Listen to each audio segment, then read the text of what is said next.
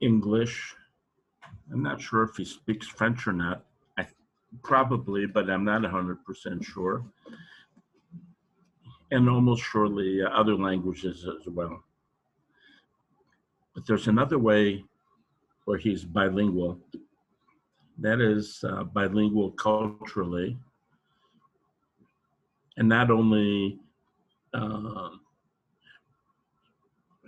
Estonia, Russia, France, Israel, but culturally in terms of his, the way that he thinks about the world. So Ilya's background is in engineering and the sciences. Within engineering, he was quite broad in his interest in his work,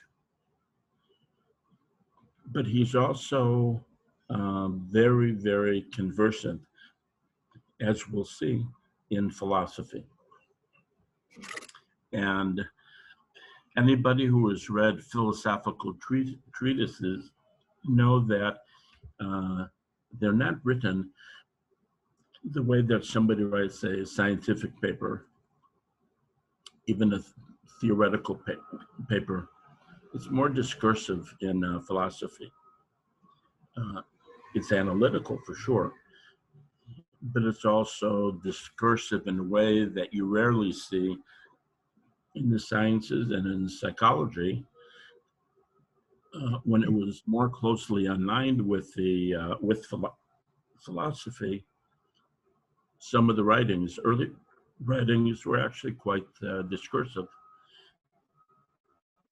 Some of the great writers, one I'm thinking about in particular, is William James, who was beautifully organized and wrote about the topics that that interested him in what he wrote about. Ilya speaks the language of engineering, computers, etc. He also speaks the language of philosophy, history. He'll be talking today about revolutions that have taken place in the history of mankind, revolutions that are thought to bring about changes in human consciousness. One of these, and the latest revolution, is the digital revolution. And he'll be talking to us about that, if I understand correctly. It'll also have references to the other major revolutions in Western thought. So Ilya, thank you very much for agreeing to speak. I know we're all very much looking forward to hearing what it is that you have to say. Thank you again. Thank you very much, Sid. I'm so glad.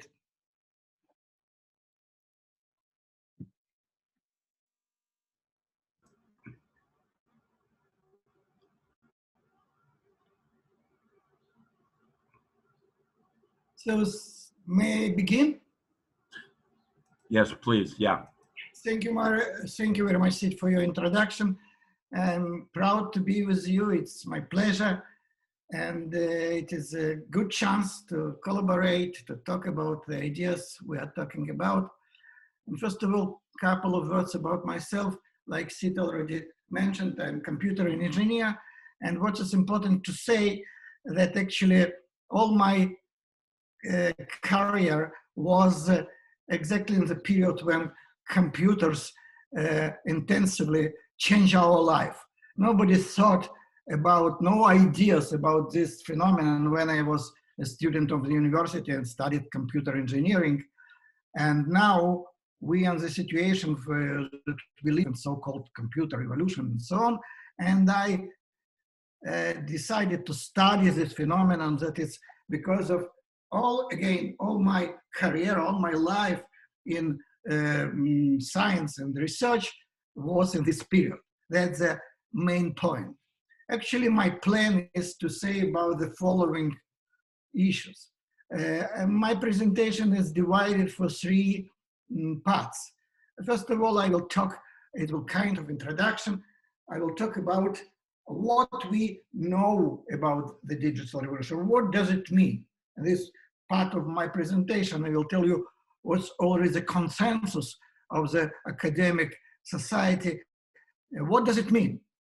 After that, I move to 40 years ago, when firstly I met people who was aware about what's going on with changing of education according to the computer's advancement. And first of all, I met my favorite scientist who changed my life, and he's my teacher. I'm proud about that, Professor Seymour Papert from MIT, and I will try to connect the ideas of this genius person with our contemporary problems about the education. It's a principal point. And after that, I will move to my recent research, which is about what do we think about the digital revolution, because it is a problem. Not many people are aware about the principal changes. So it will be my point, and after that I conclude. Let me begin with a brief background. My two milestones, why I begin with that. I want to emphasize a very important point. What does it mean, existential points of your being? When I again was a computer engineer, everything is fine, nothing is a problem, and we never thought about the computers like we talk about them. It was like a tool, like an instrument for everybody of us, and we use it. It was sophisticated, mathematically oriented, and so on. But nobody thought about it can be part of our life. And first in my life, I began to think about that. It was in 1885 when I firstly met a personal computer.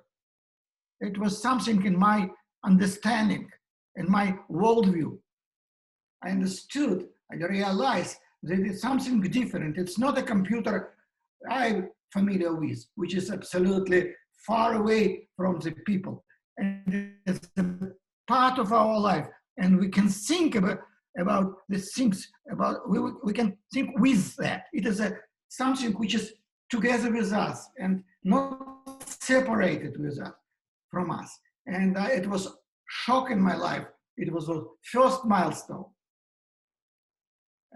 After that, in 2007, it was a second shock in my life when I bought my first smartphone. It was, of course, iPhone, and iPhone also changed my understanding, my vision, because another reason, this tool, this small tool was able to realize who are you, who I am. So it was kind of personalization with the world, with the internet at that time. So immediately when I turned on my smartphone,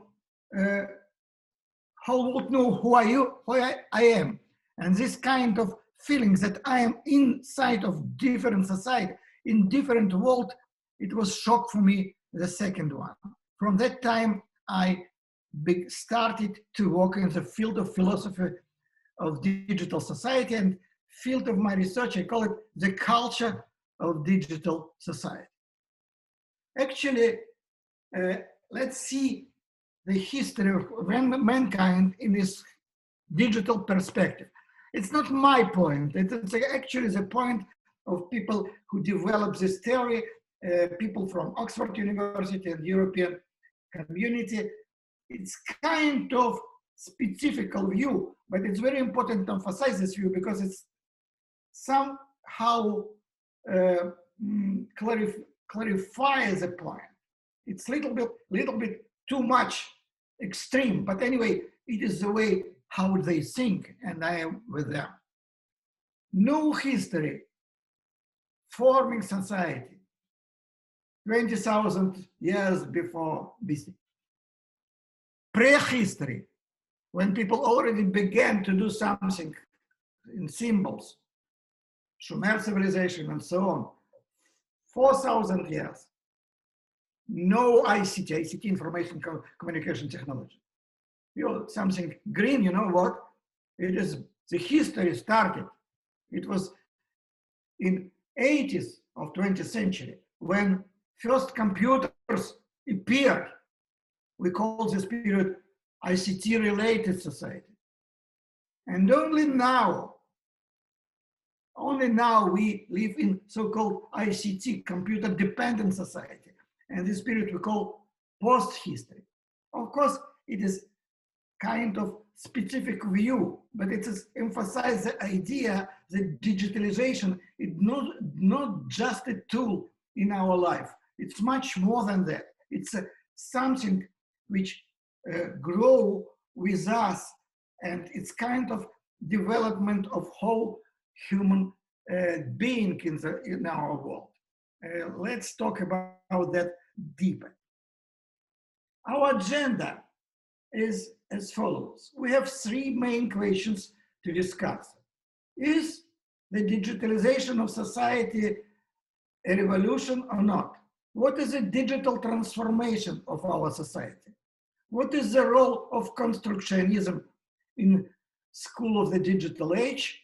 And finally, what are the reasons for the rejection of digital revolution? Because it's a phenomenon which I'm studying now. Let's begin, let's start with the first point. What do we really know about the digital revolution?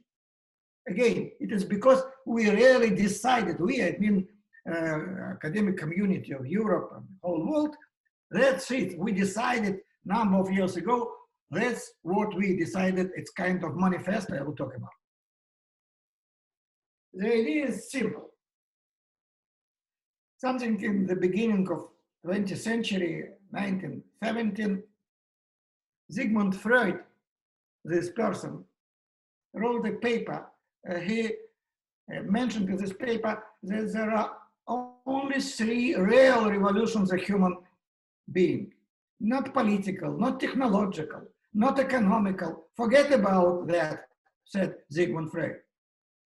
Only revolution, really revolution in human being is revolution in human consciousness. And that revolutions were only three. The first one, Copernicus revolution. The second one, Darwin. And the third one, of course, a revolution of Sigmund Freud himself. There's a revolution in human consciousness inside of their mind. The point is, people who study digital term decided to explain this term as a fourth revolution and on the same line as the three previous lines, which means that actually the Turing revolution we are talking about, the digital one, is also the revolution in human consciousness. It is the main point. What does it mean, revolution? The first one, Copernicus, is a heliocentric revolution, when people began to understand that they are not in the center of the universe, and it was shock for them. The second one is evolution. The people understood that they're not unique. The animals are also part of our life, and we was born after them. I don't know, we made an evolution from them. The third revolution is Freud revolution, which is revolution of our consciousness, which means that we are not owners of our mind. There is something which not depend on us. It's Freud's revolution. And finally, the main important for us, the so-called fourth revolution, which is revolution of INFORC. INFORC, informational organism. We began to accept ourselves not as standalone entities, but with hyper-connected entities, which is absolutely new understanding of who we are. Let's go to the ONLIFE manifesto, where it was declared. ONLIFE Manifesto was published 6 years ago. The leader of this idea and professor of Oxford University, Luciano Floridi, he wrote and worked intensively in this field. And actually, 4 points was in the, again, it's digital gender in Europe called this community where people joined 6 years ago, and we just decided to approve this document, which calls ONLIFE Manifesto. What is written there? Actually, there is 4 points. The world around us is changing. Our self-conception is changing. The new world is informational sphere, and we are information organism living in this infosphere. 4 points. Actually, the manifesto, ONLIFE Manifesto, consists of 6 parts. Sociological, which is talking about society transformation. History is talking about the end of modernity. Modernity is something which was born in the era of Enlightenment. Ethics, distributed responsibility, very interesting point. We are now connected. We are responsible for everything. It's very interesting point. Again, we have no time to talk about each of them, but it's one of the interesting. Politics, rethinking government structures, hierarchical ones, which is what was in that period before, now is not so actual. Legality, risks from hyperconnected era. You know about that. I think people talk about it a lot. New ethics, new law, I don't know. Anthropology, very important point. To be human in the hyperconnected era. What does it mean? One of the points I want to emphasize, it's also important for me, it is a kind of evolution of our epistemology, how we understand the world around us. This picture came from there, from the ONLIFE Manifesto. The first period in this picture, you see Enlightenment, the period of the 18th century, when people declarate, Kant and these philosophers of Germany and France, I don't know, anyway. Reasoning is the main point. The main slogan is, the sky is the limit. The progress is accepting to be.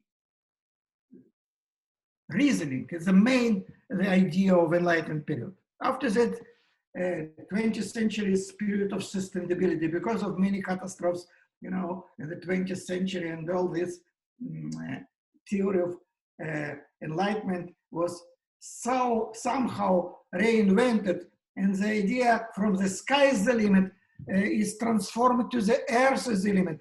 Be careful, responsibility, be responsible what's going on. And finally, when we come to our 21st century, where we are at a so-called hyper-connected century, hyperconnectivity, and Enlightenment, sustainability, hyperconnectivity. The slogan is changed. The self is the limit. Not only the earth is the limit, the self is the limit. We are responsible for what's going on. Distributed responsibility is the main point. And it is a very good short introduction to the ONLIFE Manifesto. The problem is formulated here. In this picture, you can see, in this slide, you can see the main problem of our digital term. Historical enlightenment, which was the basic of our worldview, our collective consciousness during this period before the digital revolution, is based on very important for us principles: information infrastructure of the printed world, enforceable rights, individualism, power of reason, privacy, protection of autonomy of individuals, our rights, human rights, the main idea. The problem is, unfortunately, the digital technology unintention and contradict of above ideas. You know what is it? Does it mean? It doesn't mean we go to absolutely different from the values point, from many other points. society. It's a shock because the most of our regulation, of our institution are based on Enlightenment idea. That is why people who work in this field decided to develop so-called digital Enlightenment ideas. They talk about that we are going to arrive to special new Enlightenment, something new. Is an optimistic point of view. Who knows, is it correct or not? Digital transformation. It was declared in the ONLIFE manifesto that there are actually three, more, but I'm talking about three principal transformation of our society connected with digital revolution. Blurring of the distinction between reality and virtuality, blurring the distinction between human, machine, and nature, and the reversal from information scarcity to information abundance. Let's begin from blurring distinction between reality and virtuality. It is based on the very well-known idea of Plato cave, when a kind of duality between real and the virtual world explained.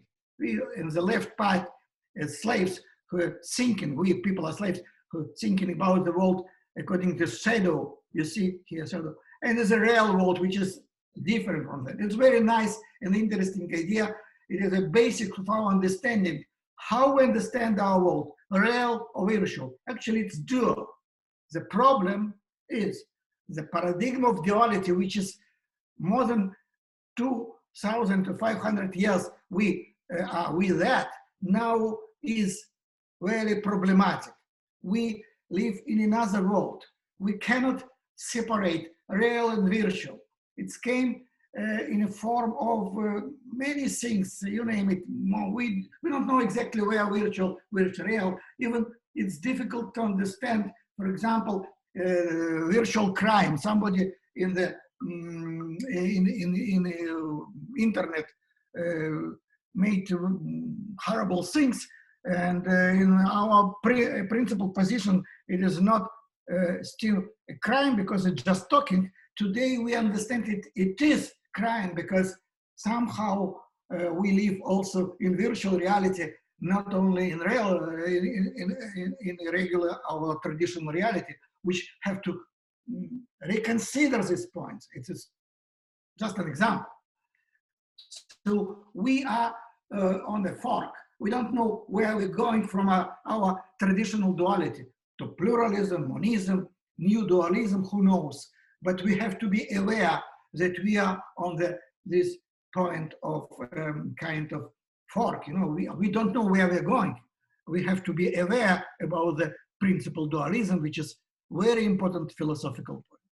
Research agenda, to study the school children in education, to study the school children virtual real technologies, empirical research in the consequences of rejection of dual paradigm. It's very important to study. The second transformation, blurring of the distinction between human, machine, and artifact, and nature, sorry. I will talk about artificial intelligence as the main representative of this phenomenon.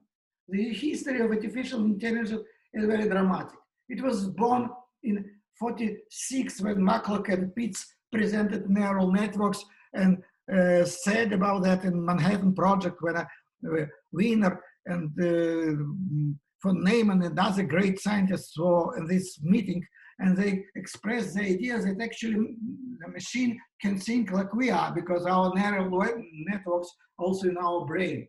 After that, Rosenblatt in '58 developed this perceptron, which is artificial mind, let's say. It's kind of model of that. In '69, Minsky and Papert developed, he wrote a paper with that. It was a very good textbook for us, for me, as when I was in university. Unfortunately, I don't know how to say, they declare that actually artificial intelligence is impossible. It was kind of mistake and kind of, I don't know how to say, but actually it's make make a great influence on the whole world. And actually we call the period from that time as a AI winter.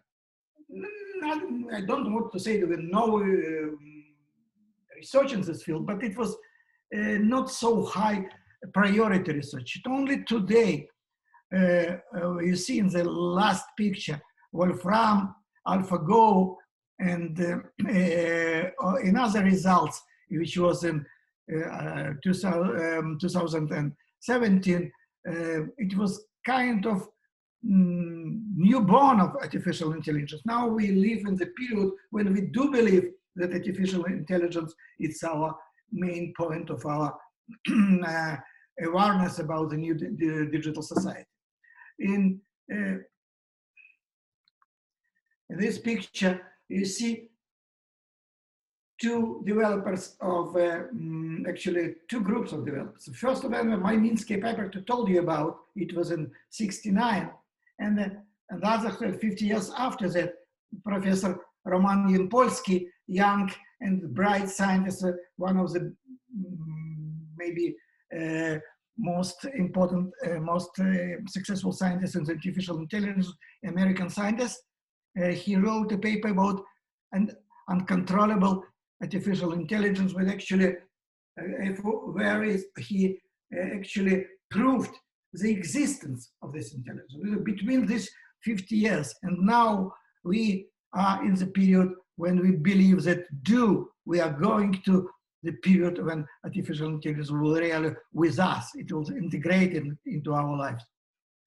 Our research agenda in this context is cohesion of human and machine learning, moving from traditional research of artificial intelligence in education as a means of teaching to study the relationship between machine and human learning.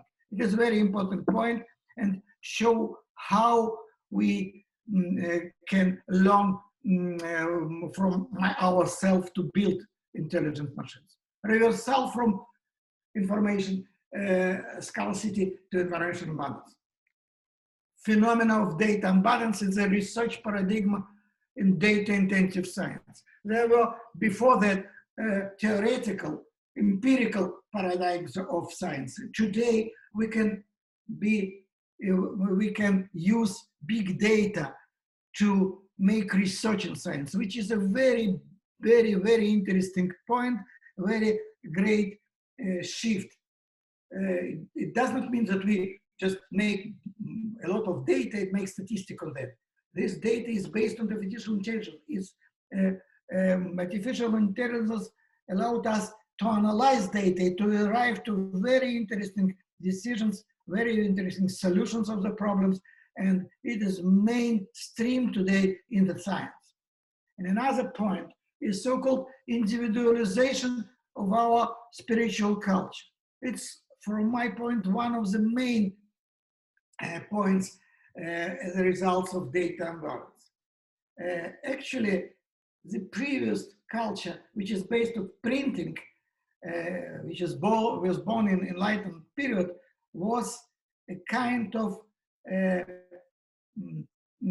culture which is based on our common literature, our common understanding of what is good, which is bad in literature. Everybody studied in schools the same, plus, minus, the same literature, same music, same art.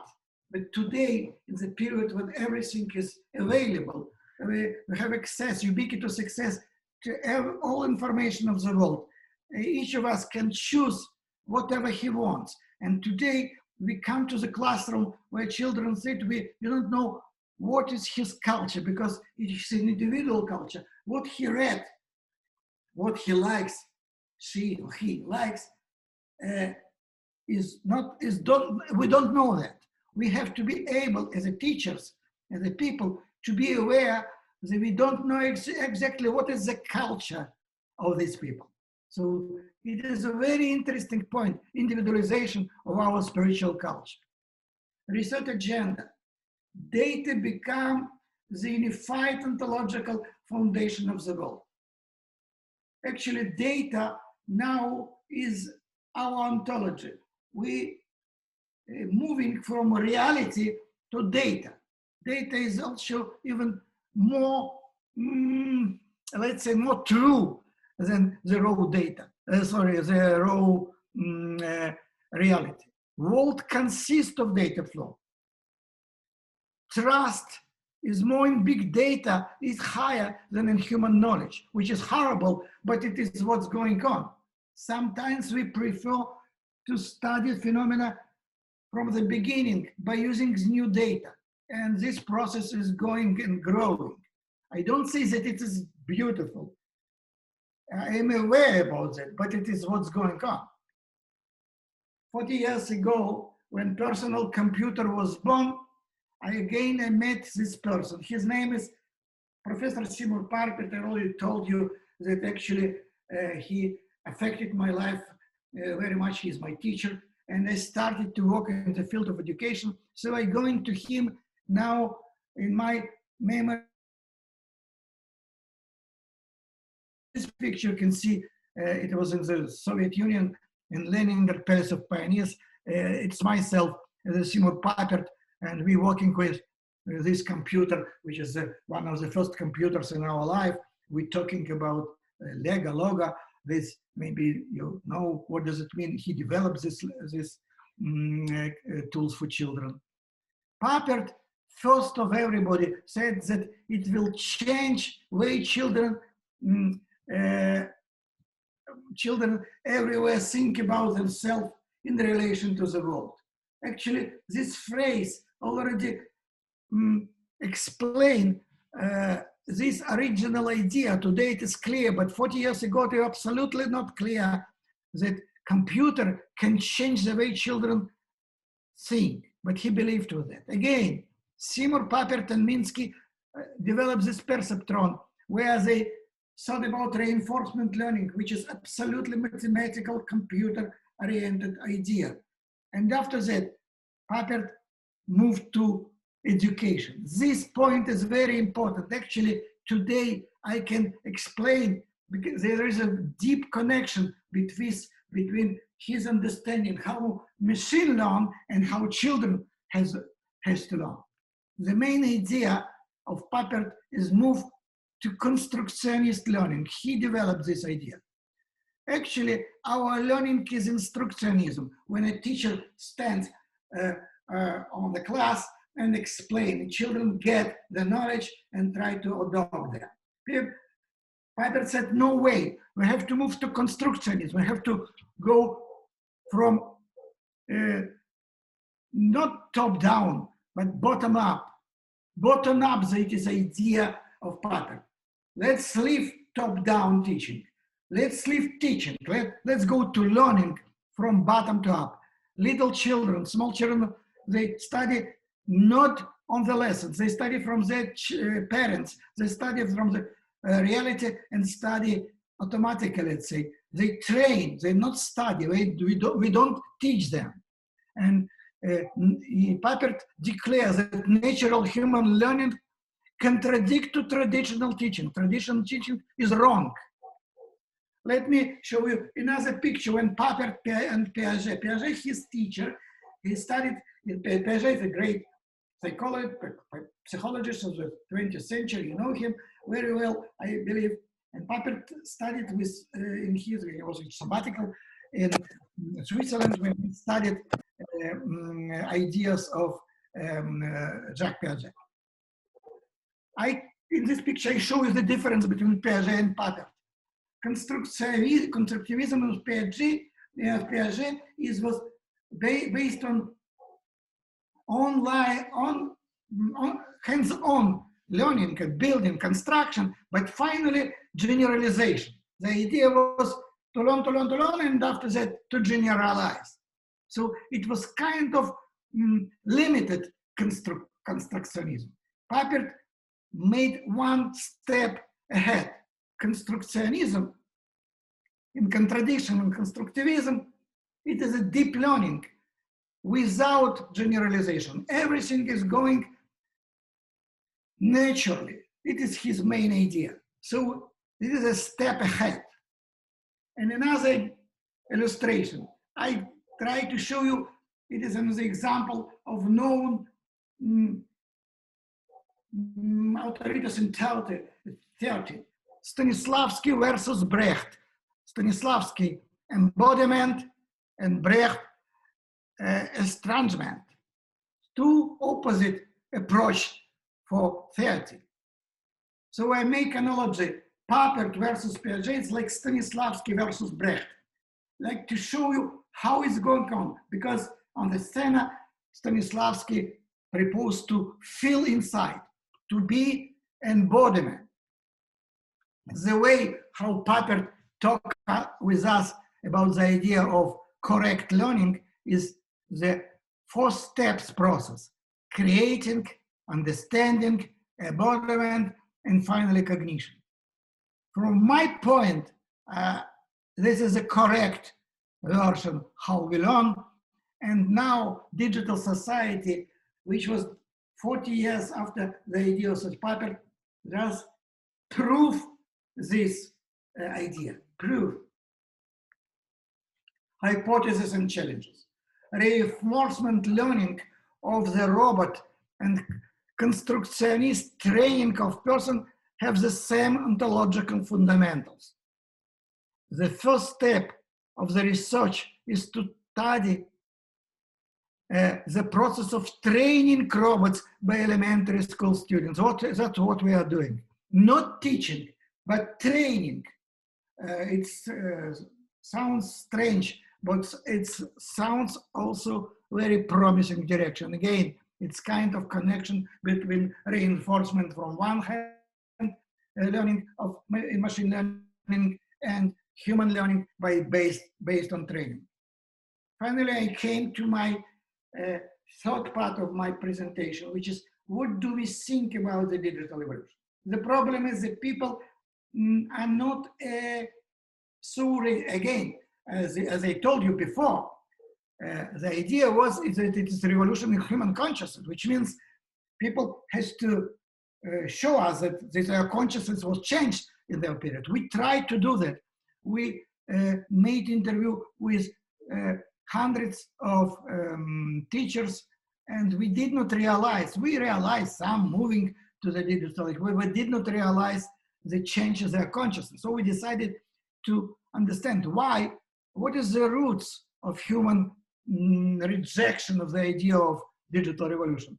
And our study called, it is a grant we got from Israel Science Foundation, and we work on this already 3 years, transformation of teachers' consciousness as symptom of digital revolution. We study the transformations of consciousness. Some publications, one of them is here. We already published some interesting paper for the result of our research, but finally, I want to tell you about the main points of our result.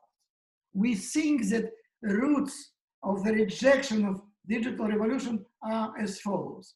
The first kind of roots or reasons is a problem of cultural values. The second one is a problem of stereotype of collective consciousness. And the third one is a contradiction of analog of digital principles. These 3 points are principle for accepting or not accepting a digital revolution. Let's go through them. The first of them is, from my point, is most interesting. Cultural values. We have a cultural values which is the most stable in our cultural structure. We can change our understanding, we can change our worldview, we can change our regular understanding, even ethical problems, but our values are most stable because we get it somebody from religion, somebody from culture, from tradition, from parents, from, I don't know, from the society. And in the digital revolution, it's represented, it's manifested in the form, let's say, in the left side, you see here, let's say, poet, a metaphor of poet. I don't know, it's Shakespeare, Hamlet, I don't know. And on the right side is the scientist, Newton, let's say. But Newton from one hand, and scientist from one hand, and poet on the other hand, from their points, they not agree with the digital revolution because it contradicts where they believe that they are working in their field is working with the God. The God is their partner. They talk with God. They try to understand his idea of God. This enchantment of the world is the idea of science. We, the good scientists, is the science who go with the God on the same level. This is our ideal. So these ideas are known during hundreds of years, but the values of the ideas are still working, and many of people from these fields don't accept digital revolution because of the values contradiction. That we realized already. The second point is stereotypes of our collective consciousness. The first of them is the idea many of us think about the digital world as a simplified analog world. The idea is, so it is analog is continuous, digital is points. So we lost something which is somehow understandable. We do lose. But they say, if we lost something, so we are not exactly. And somehow it is correct.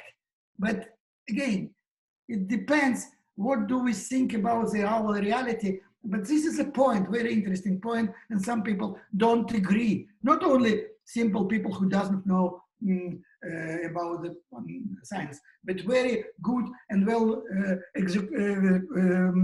well-known scientists on this point.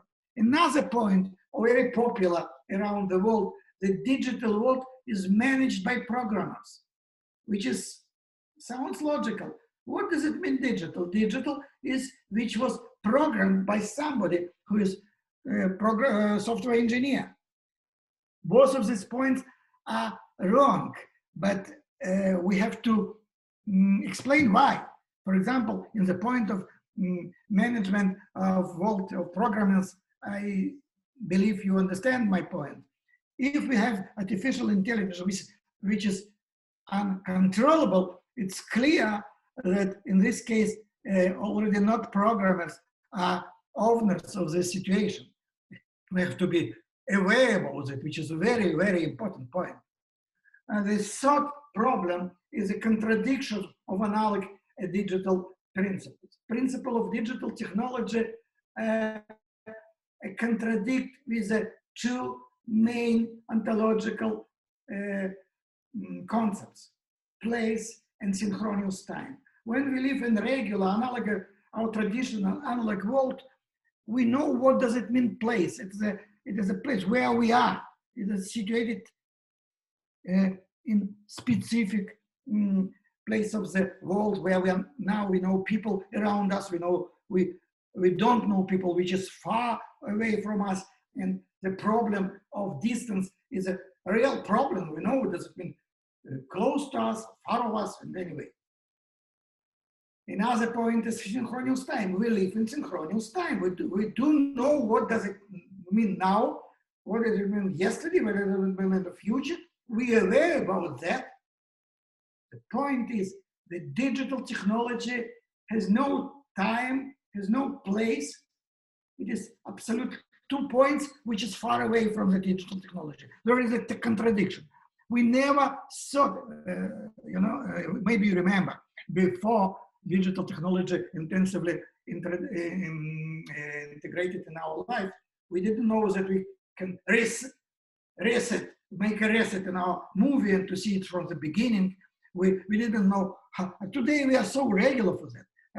Little children today don't believe that something is impossible. We all the time you can begin from the beginning. We start from the beginning movie or whatever you want, and the whole world became asynchronous. It is a contradiction.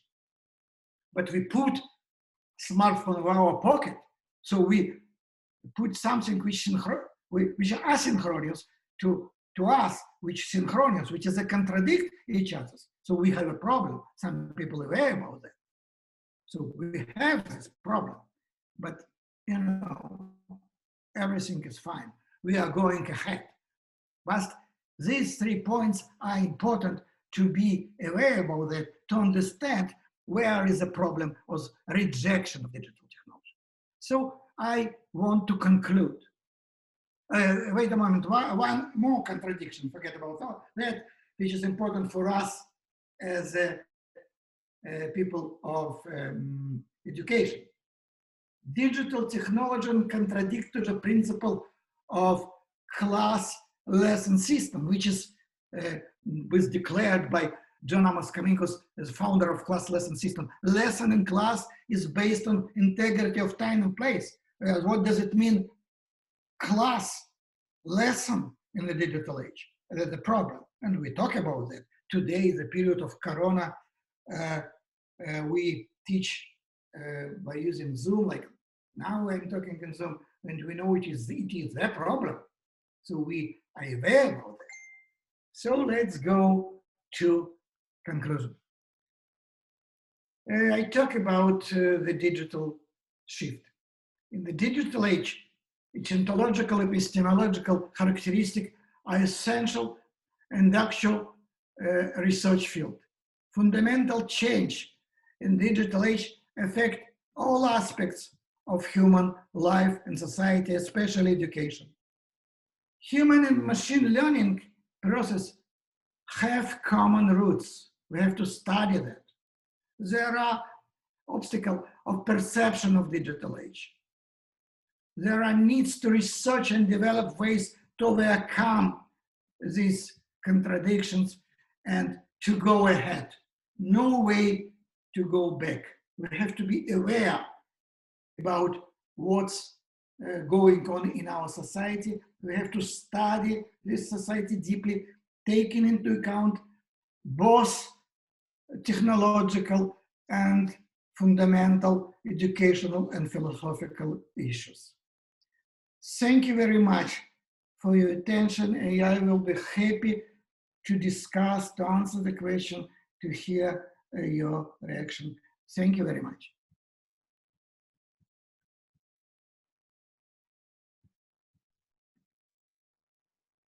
Thank you so much for your incredible presentation, Dr. Levin. Sid, do you have any comments? I'm sorry? Sorry, do I need to stop sharing, or still you need to explain something? What do you think? It's up to you. I mean, I think we can stop. And if we tile the videos, then I think all those who will turn on the videos, so Dr. Levin can see the people. That's a good idea. So if you stop sharing, Dr. Levin, then we'll turn on. Yeah, there we go. Thank you very much.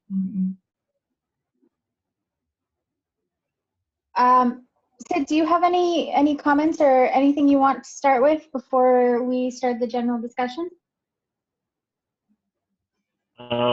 Just a quick comment, and that is that when I mentioned that India is bicultural, not only in how the cultures are in various countries, but the ways that people think in different domains, different fields, scientists, philosophers, anthropologists, sociologists, etc.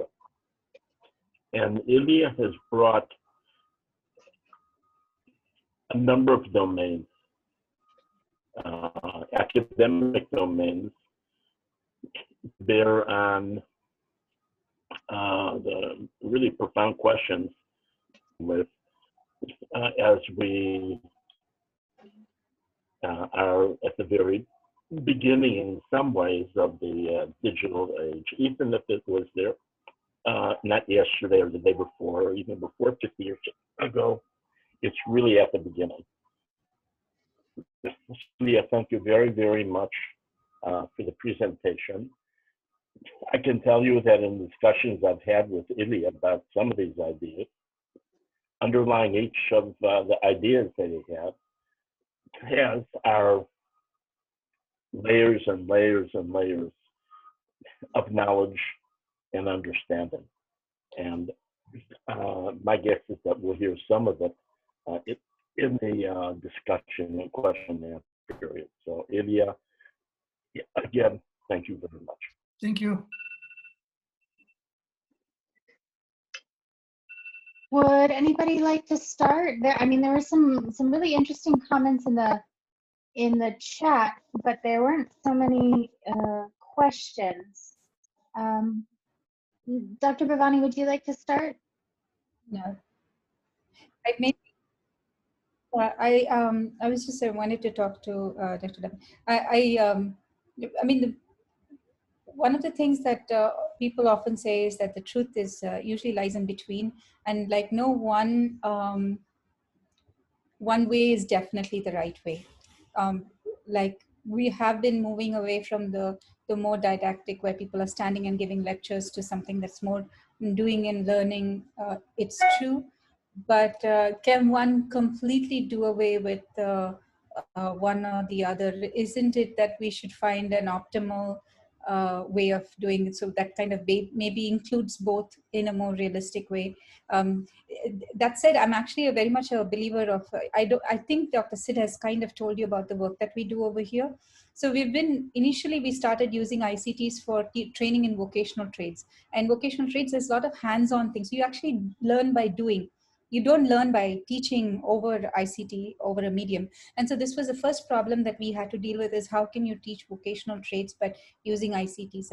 And so a lot of the technologies that we used is basically, how do you teach by doing but using ICTs, which is a little bit contradictory in some way, in the sense that the most popular ICT way is actually, I can understand when you're talking about people who are learning programming, where they're actually doing things, or you have to build a lot of simulations, but basically you have to create worlds within your ICT that will allow a student to actually do things. And that's not very much on the table right now. Still, how ICTs are being used is just, instead of a teacher who's standing by the blackboard, you're replacing it by a teacher on the screen. That is really how ICTs are transforming supposedly transforming education. But what you presented was something a little different. It's actually interacting in the virtual worlds and doing things with the virtual worlds. If beyond computer science, that hasn't picked up in a very big way, and in vocational education, it's almost like it's probably the last thing that anybody wants to think about. And we somehow started over there. And so, but that's because the masses of people tend to go into vocational education. And we kind of use some kind of a middle ground where we have combinations of both. Because also the need is that ICT gives you a tool to basically take the teacher who's in front of the class, the board, to as many people as possible. And that's one of the greatest strengths of ICT. So my question is, I don't know if it's really a question, it's more like a reflection. I would think that we have to find some middle ground, as opposed to advocate one or the other. And where exactly that middle ground is maybe what we really have to explore. I agree with everything you told about. Actually, that there is a problem, and I agree with you that in this period we have to kind of compromise, like you said, teach each other. There's another problem which is more known now because of the problem of Corona period education, which we are far away, how to organize hands-on constructionism based learning on this situation, because it's absolutely looks supporting instructionism, which is against the idea what to do with that. On the other hand, I know that there are some results, some interesting ideas how to introduce constructionism learning even in the situation that we are now in. So there is no answer. I agree in everything you said. We have to think about how to do that. Vocational education is a very interesting field. I personally worked in this field during a number of years, being responsible for technological education in our universities and our School of Education. And I do believe that there is a lot of interesting ideas now. Specifically, I am working now in the project I mentioned during my presentation, how to train robots. The robots is like, metaphor. It's not doesn't be specifically a robot, how to train. So it's kind of like a Pavlov dog, to give the good or bad, and to train. And now I think it is a good idea. It sounds funny because it's too primitive. It is correct idea because now we have artificial intelligence artifacts in our hands. And today I'm highly involved in this research. I believe that artificial intelligence artifacts, it is the way to go ahead with constructionism. Okay, it is only one direction, but it's my personal belief. That's where I am working now. I believe the technology will go ahead and help us to work. We don't have to forget about ourselves, of course, but again, to find this kind of connection and forget, by the way, and forget that technology is only the tool. I hate this phrase. Usually people use, forget, technology is just a tool. We have to think about pedagogy. No way. It has to be together. Only understanding the technology is the part of the whole process can help us. Forget about to say technology is a tool. We tend to think of technology as an amplifier here more than a tool. Correct. Absolutely. Absolutely. And just as another reflection, this is not really a comment or this thing. It's just as a memory that I thought would be interesting to share. Our chancellor is Amma, and she's a humanitarian and a spiritual leader who heads the organization. There was a very interesting conversation in 2014, I think, between Marvin Minsky and Amma. He had come to visit Amma when Amma was in Boston, and it was a very interesting conversation. And Marvin Minsky's daughter has spent time here with us at the lab, and we have worked on papers together, Margaret Minsky. It was a really very fun time. And so we've had some very interesting meetings with him. And so he was talking to Amma, and he had asked, I remember I was there for this question, and I was so blown away by the conversation. And so he had asked Amma, so he was saying that his dream was to see robots and humans coexisting before he passed away, and that was really his dream, and that was his vision for the future of humankind. And so he had asked Amma whether she thought that she ever saw that actually happening, and then she said, yes, I see that happening. And then it was this beautiful connection that I could see between the two of them. She's a spiritual leader, he's a scientist, and they're talking about the coming of humans and technology together. I just had to share that because I saw Marvin Minsky appear a couple of times in your presentation. I just thought I'd share that. Amazing. Thank you very much for your reflection. It's very nice. I believe you will remember this for whole life. It's unbelievable to meet so great people, talk with them. I agree. Personally agree with you. Yeah.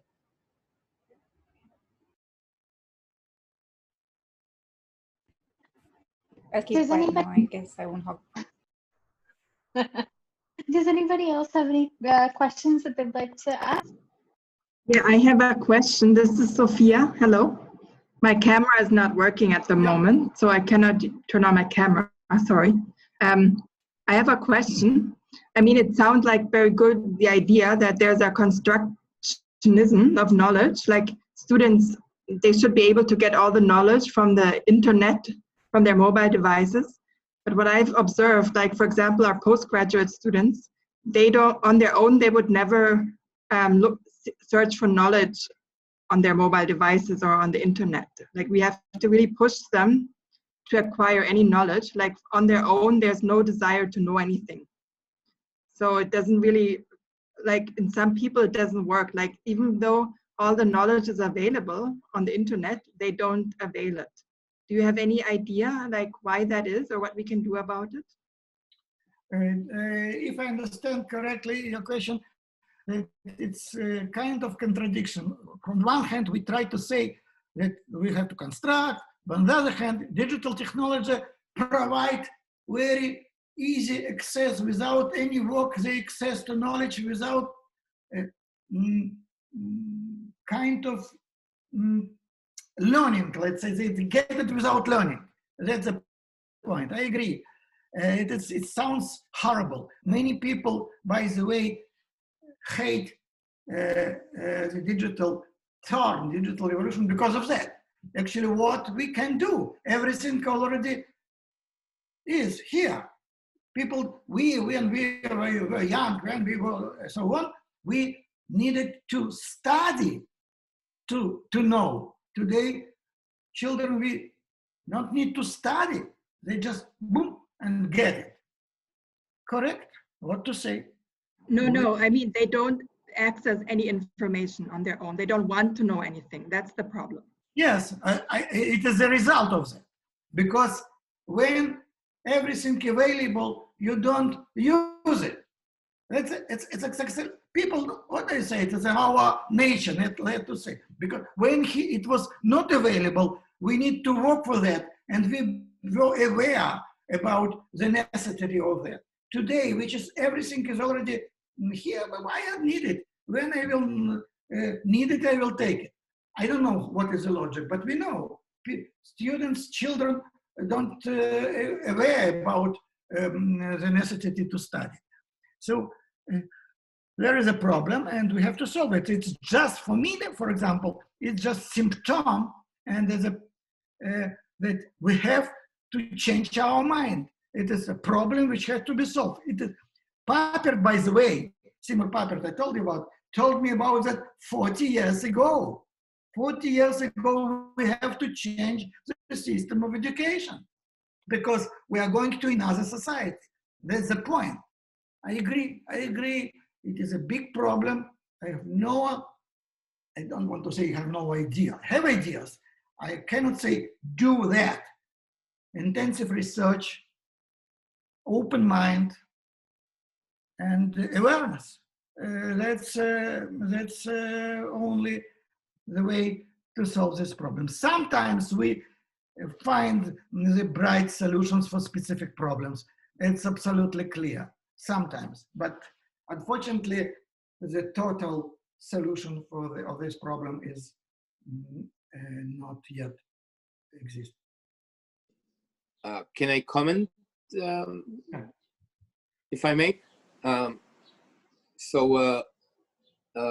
First, regarding what you just answered, from my experience is that although we have a vast of knowledge over the web and other digital means,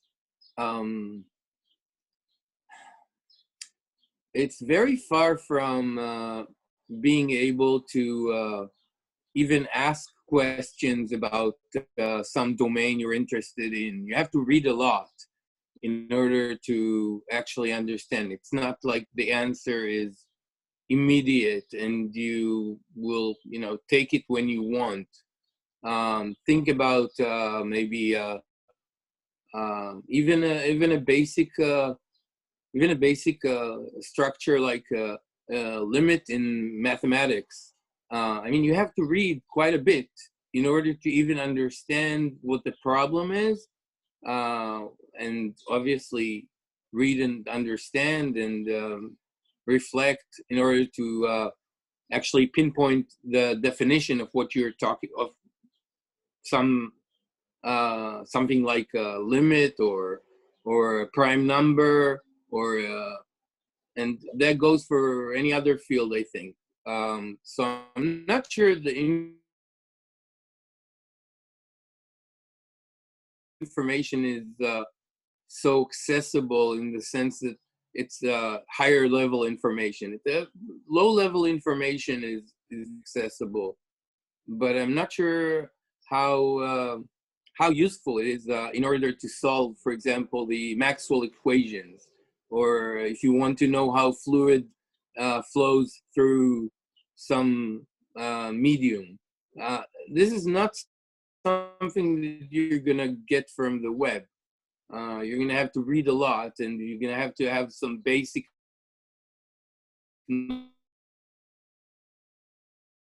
knowledge of the domain. We're so close to just grabbing the information you need, and that's it. That's like just a comment. I understand your point, and thank you for your comment. I don't agree with that. I will tell you why. It's like a discussion about the glass of water. One saying it's half of glass of the water is water. Some said it's just only have another one. I will tell you something. This is a tendency. I agree with you. Not everything is clear. Everything was clear. You know what? It's unbelievable. But the tendency, the stream is like that. I have no time. I would show you. Maxwell equation already can show you how they explain it in a very good way. And every day, maybe every week, I know more and more great explanations.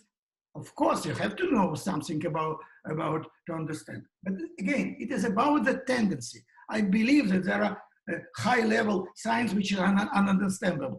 But remember what it was, let's say, 30 years ago. Nothing, zero. And everything has to be explained. Today, available. But I agree with the previous question of Sophia, because the problem here, but she shows another problem. Children are not interested to go to study that. It is, from one point, it's more important than you said, no problem, everything is, not everything, the most things is not available. They will be available to read. It is a tendency. Somewhere not, but in most cases, for example, I forget the name of the software, unbelievable.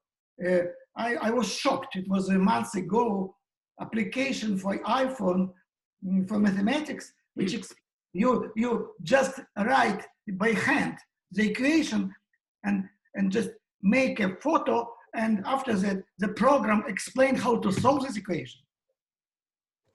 You know what? What more? They show you the way where we're going. It is a tendency again. Yeah, so you're talking about the trajectory that, well, I have some reservations about it, but that's fine. That was just a comment. First of all, thank you very much. The lecture was fascinating, and well, for me, you've used a lot of high-level concepts and definitions of things that some of them I'm not 100%. They're not in my knowledge span. However, AI and education is a little bit, human learning is a little bit in my domain. And what I wanted to maybe comment or maybe ask,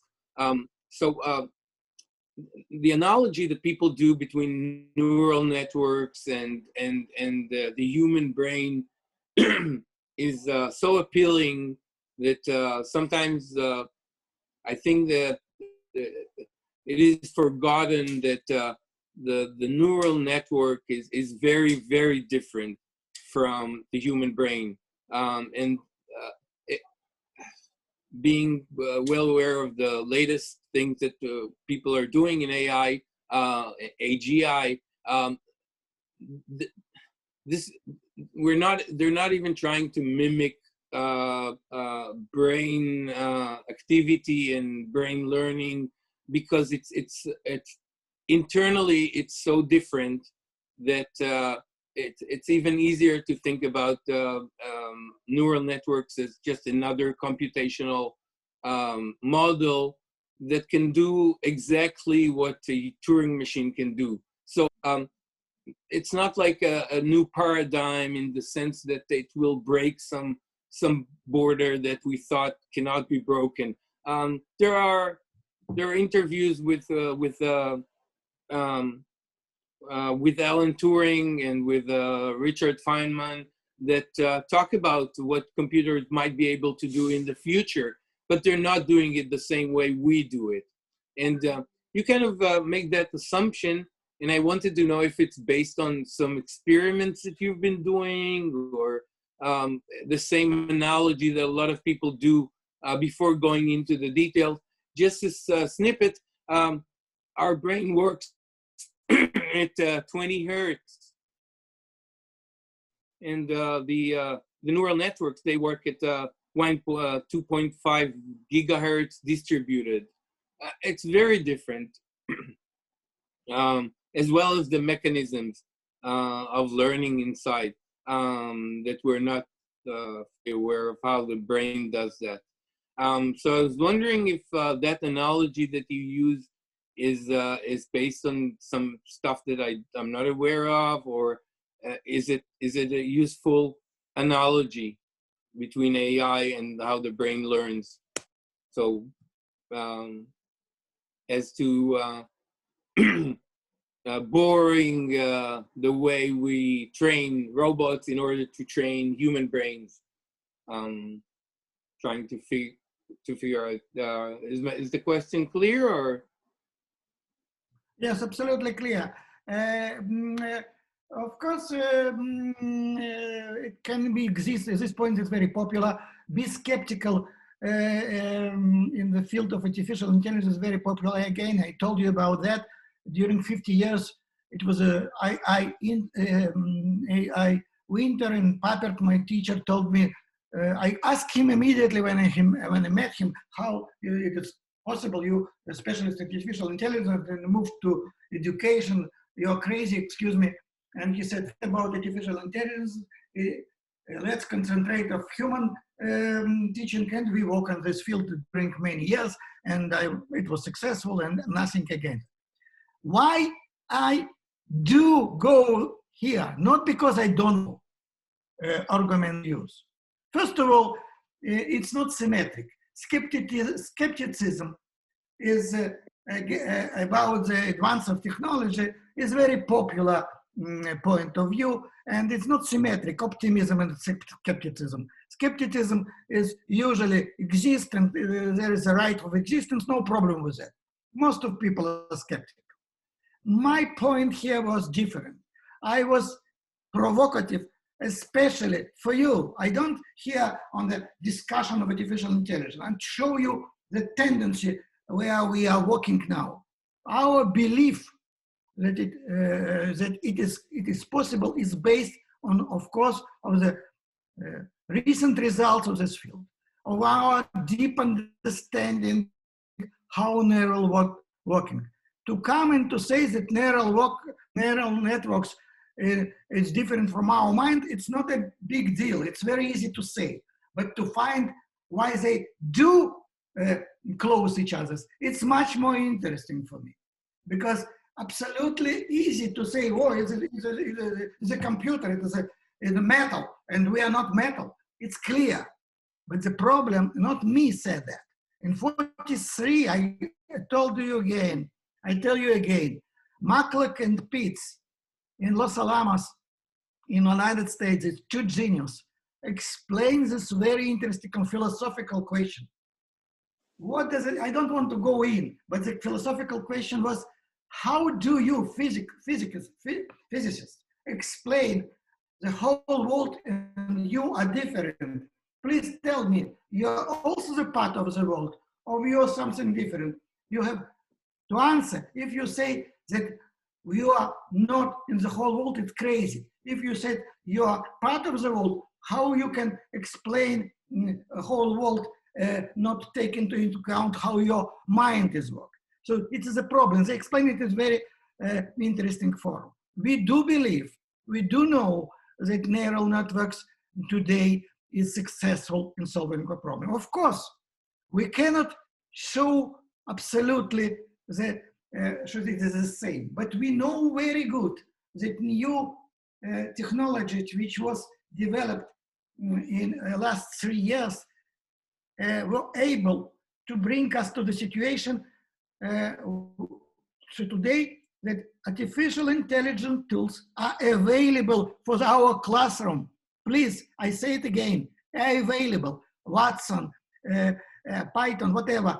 You can download that. We work on that now. Before 3 years, it was impossible, absolutely. Our children in the classroom are aware, available.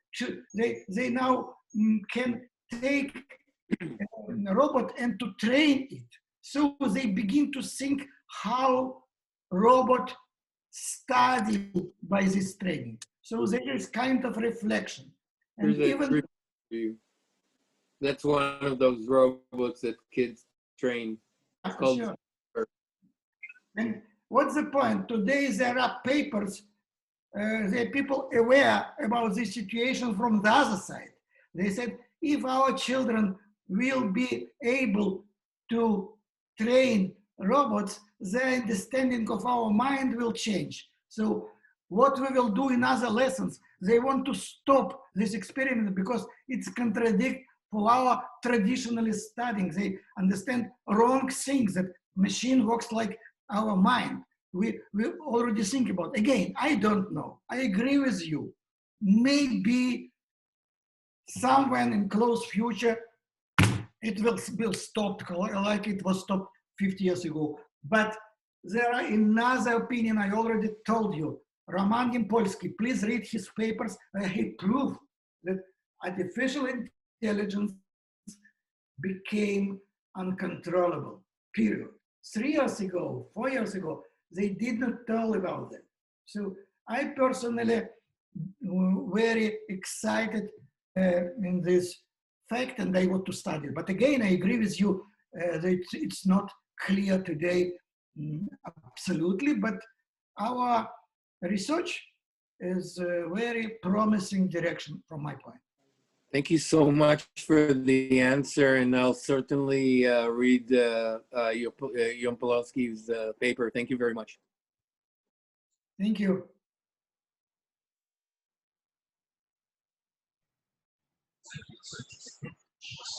Hello, this is Nandita.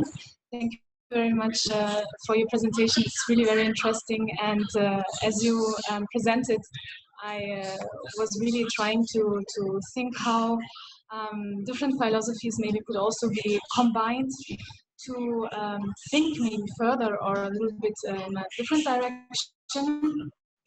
So I was wondering, you mentioned that the traditional teaching is something which we need to overcome, and it is more about constructivism from the individual itself. It's a very prominent school of thought. And as a scientist, I was always wondering, also in my own research, that this ancient way of teaching survived really very long in human, the tradition of teaching, like direct teaching, survived in human history for quite a long time. So it was very long the case that the teacher said something verbally, and humans even don't need a pen. So maybe the decline of concentration and the decline of focus forced us to invent something like pens, paper, that we use them as an extension of our memory. And the interesting point is what got lost over time, so that we need so much more devices, let it be a pen or a paper or now the computer. I have even digital post-its on my laptop. What happened in the curve of evolution, if you so want, that we need so much support to memorize or to tap in our cognitive potential. And maybe what I have discovered in my research was that, for example, the quality of authenticity supported by the so-called mindfulness, the extension of awareness, the extension of consciousness, and being aware of the own thoughts, of the own inner processes, are enabling students. I was doing that study in the university in Germany, enabled students to tap into a power which I used for power self-efficacy, to discover inner resources which are already there. So somehow, maybe instead of also being more extended by devices as mobile phones or technology and so forth, we can come back into ourselves and try to be stable, something which we have already as our inner resources. And maybe that is the healthy synchronization between the thoughts which we tapped in a little bit between robots and humans, so that we really use human resources and qualities or awaken them again to be more able to interact with new technology, so that we not strengthen the, sorry, I have a bad connection and apologize for that. Yeah, so in a nutshell, it's just maybe if you can hear me, I don't know. Are you able to hear me? Can you hear me? Not, you cannot hear me. There is Okay. some kind of Background noise? no, something here, but there's kind of fun, you know. Yeah, so I don't know how it's with the other. If I'm audible, I really apologize for that. But maybe talk offline also on that to talk about more a combination of different thoughts of school, which combines like ancient wisdom. I call it ancient wisdom because it is already there. It is already mentioned like 1,000 years ago. We just need to maybe rediscover it, and also like new knowledge out of cognition, out of Western philosophy. Maybe the combination of both would allow us to think further. Because I also studied philosophy, and I discovered sometimes that it ends at some point. Even skepticism or any thought of school, it ends somehow, and after that we cannot think further. It gives not further explanations. It's a kind of, it stays limited, and maybe this is the limitation of the self you have mentioned. But if we could maybe mention or combine it with Eastern philosophy, then we could enhance also our own perspective, so that we come back to our own resources. So as I said, the ancient way of teaching was very successful. It just needed to be mentioned once, and the student could memorize it over cohorts, like from family to family. But today we are so overwhelmed with knowledge, we are so overwhelmed with different inputs, that we don't even want to, as my colleague Sophia said, we don't even want to tap into that. We are so overwhelmed. And we just need easy digestible knowledge, which is often for youngsters forums or social media or other kinds of knowledge resources. So in a nutshell, the combination of both philosophies and coming back to our own human resources would be really very interesting, I feel. I hope that made sense. So. Thank you. Please, if you can make mute. Okay, thank you very much for your question. It was kind of problem to hear exactly, but I will tell you what I understand. And first of all, thank you for your question. I will tell the following. I will say the following. Immediately after we agree that the digital digital revolution, immediately if we accept the fact that this revolution is really one of the biggest revolutions of the human history, immediately after that, we can accept your idea to go back, because the importance of this problem require for us to go back and to seize our values, like you said, Eastern philosophers and the other ones. It's absolutely clear, because we were in modern age after Enlightenment, and we were in the Western tendency, which is fine. We did a lot of important things: industrial revolution, technology, science, fine.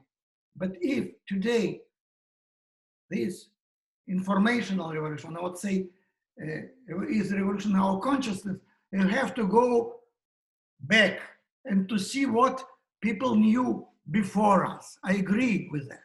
First of all, 100% I agree, and we already do that, and I think it is well correct. The second thing where I do agree, and when we ask about the pencil, you told about, I want to record, I don't know. It is another point. It's a little bit different point, because in this case, we actually talk about the media, because pencil is a media. Before the pencil we talk about that. Before, I don't know, forget. So if we are talking about the media, it's another story. By the way, I would advise I recommend to go, if you don't know, that there are a lot of interesting things in the philosophy of media. Friedrich Kittler, Lev Manovich, and so on. It's great things for us. I didn't know before. When I go there, it's fine. The idea is each media, medium is the message, like McLuhan said. And Lev Manovich said, software is the message. So my answer about the pencil is, I believe that we will have a pencil of digital age. What does it mean? We will have, like our children, they send smiles, emojis, I don't know, anyway. And for example, there is a phenomenon of remix. Remix is a kind of creation of little movies, a lot of remix. If you're interested, Lev Manovich, it is a nice address. He's from New York University. Very nice research in the culture of new media. So I would say the answer is yes, of course, to go back about the media, to be aware about the new tools, new forms of expression, very rich, unbelievable. I think now we are able to correct images, to make selfies and to check them, to take it from other place, to put it in another, to make remix. Remix is a great tendency. There is a very good book from Kevin Kelly about that. This tendency is one of the great things we have to take into account when we're talking about our classroom. Because I'm sure, I not believe, I think just sure that when we open our mind, open our class, our children will begin to express themselves in the form of remixes. That's what my grandchildren now do that. They send me movies, and unbelievable. By cell phone, my granddaughter sent me every day some movies she created according to her understanding of the world around her. So it is the tendency, I agree. It's unbelievable. It's just amazing. I think it is we live in very, very exciting period, but difficult, of course. I agree. Thank you for your question. Thank you so much. We would love to talk with you further on that and tap also into your wisdom and knowledge. Thank you so much. Thank you, Professor Levin. This is Yamuna here. Let me put my video. That was very fascinating and very, very interesting. Actually, I found very insightful how the different movements you have been speaking about, like constructivism and constructionism in learning, like Piaget and PAPERT, is actually very similar to the study we are seeing in empowerment theories, where because we work into empowerment, women empowerment, so how the agency is actually interrelating with the structure and the environment. So for me, that's very fascinating. And actually it connects with what we are mentioning now about the power of creativity of the students or the people who wants to get into self-development or self-determination. But what I've been facing also, what Sophia was mentioning before, is that often, and also what's happening in education, often it's about feeding the head of the student, but how to get them to get into this creation process and getting into some kind of proactivity where they feel they are actor of this construction, or at least they're exploring possibilities. So, and here also I would like to come back to what Nandita was saying and the comment by Bhavani Chechi on the Vedic tradition. Is there was this kind of, there was this tradition of listening, so of learning from the environment, on new concepts. But then there were also all this process of critical thinking and analysis, and so creation of our own representation and of our own mindset. So, and all this process of awareness. So I was just finding very fascinating that actually in this revolution, digital revolution, we also see this in action, being like in the human approach of technology, but also of the world. And so how all this is coming together. That was very fascinating for me. Thank you so much. If you have any comment on that, I'll be happy to hear more from you. Thank you. Thank you. Thank you. I agree. Absolutely. Absolutely agree with you talking about. Okay.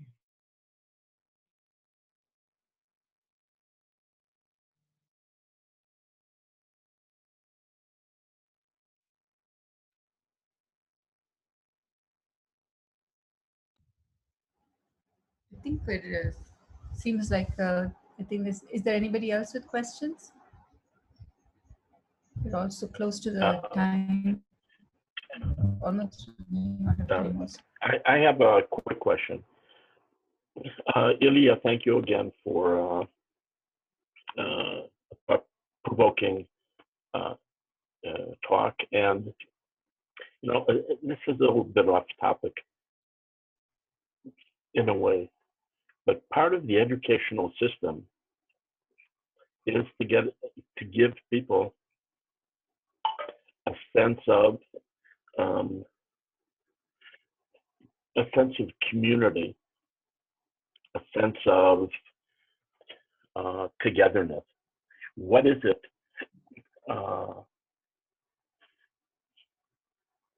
Okay. One of the reasons that people have created curricula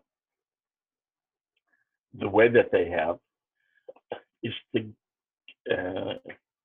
have something uniform. The uniformity of what it is that children are exposed to. I'm talking about schools now. And the idea is that if all the children in the school system, or most of the children in the school system, are exposed to, in literature, whatever society we're talking about, they've all read such and such. They can talk to each other. They have a common core knowledge, which gives people a sense of community. This is what we know. I'm not saying what's important to know. That's obviously a huge issue, but one of the ideas is to find this commonality, to expose children to this common conceptual system, understandings of life. I mean, you've been in Russia, Estonia, France, the United States, Israel. You know how utterly different these cultures are. Yet there is something common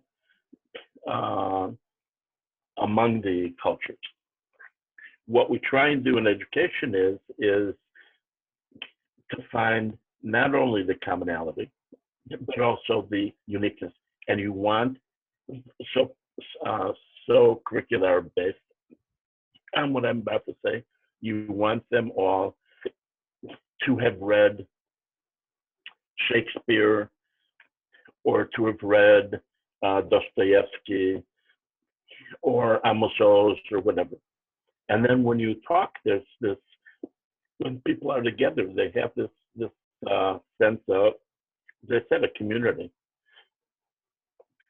If people are, I'll exaggerate, if what they do is they're constructing what happens in the past, what is the glue that keeps people together within a country? That's one thing. And the last thing is, and maybe I'm pretty sure what I'm going to say is wrong, but I'll say it anyway.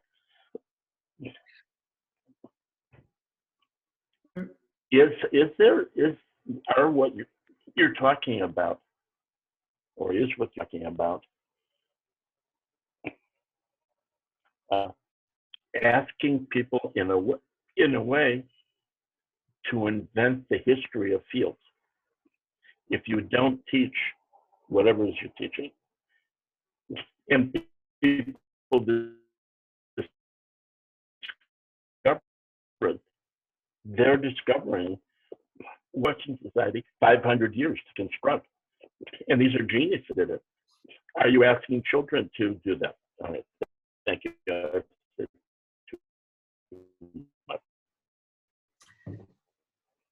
Yeah, thank you. The problem, of course, I could not explain deeper the idea, and I try to do it now. Idea of individualization of knowledge and actually disappearing of the curriculum, let's say. It is I don't know, say, I like this idea. I like that the first years ago, today we see that he was correct. It was correct. He said curriculum is something which be cancelled. Today, when we really see that each child is going to be in his own cultural envelope, I don't know, environment, and it brings us to horrible situation which they have no common idea. One have read Shakespeare and another did not read, and it did something bullshit, I don't know. It is absolutely horrible, but it is a tendency. Okay, what's I think about that? Actually, I studied philosophy on the basis of, you know, Hegel and Marx. And usually they take into account and about two opposite tendencies. In this case, I see the opposite sharing. Actually, the previous society, which was Enlightenment and industrial society, whatever, was society of owning. People became owners, egoistic. It is capitalism. To take something, to bring it to their children and so on. Today's society is going to the opposite direction. It is a society of sharing. And also it belongs also to study. When we study something, when we read something, the most important thing for us is to share, to explain to others, to put it in the Facebook, to send by WhatsApp, to show. If you read it by yourself, no, it's not so interesting. You want to see the reaction. You create your own content and you see the reaction about this content. It becomes a main point. So many people became writers. Before that, people were readers. Writers were 1, 2, 3. Shakespeare, Tolstoy, Amos, I don't know. Today, everybody writers. In Facebook, everybody wants to write something. So my point is here is, from the one hand, people build their own culture. From the on the other hand, immediately they begin to share this culture to others. So how it will develop in future, I don't know. But I believe these two streams, two trends of our being will somehow find a balance and will bring us remarkable and exciting results, which again will require for us new research and research which is built of our experience, but also which show us a new direction in psychology, psychology, education, philosophy, whatever. That's my vision. Okay, thank you very, very much. And you've been more than generous with your time.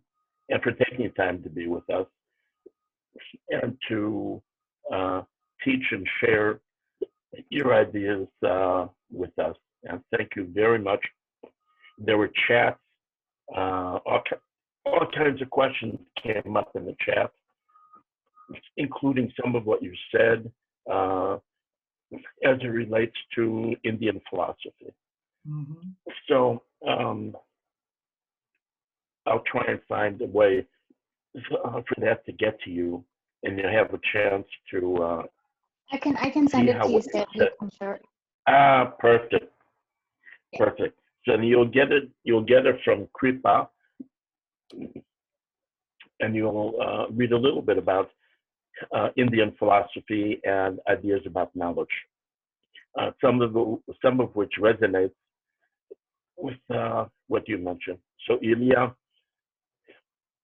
a gazillion thanks for sharing your ideas with us.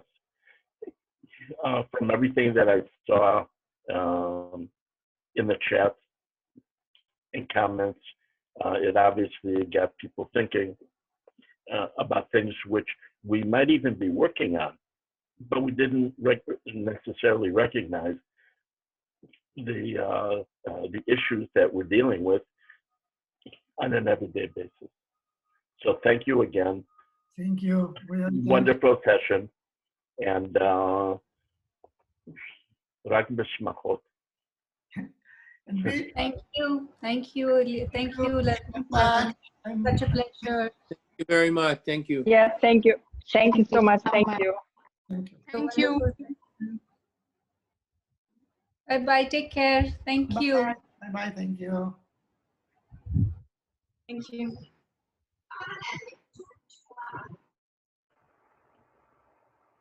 I'm leaving. Bye, Ilya. Bye-bye. Bye-bye. Okay, bye.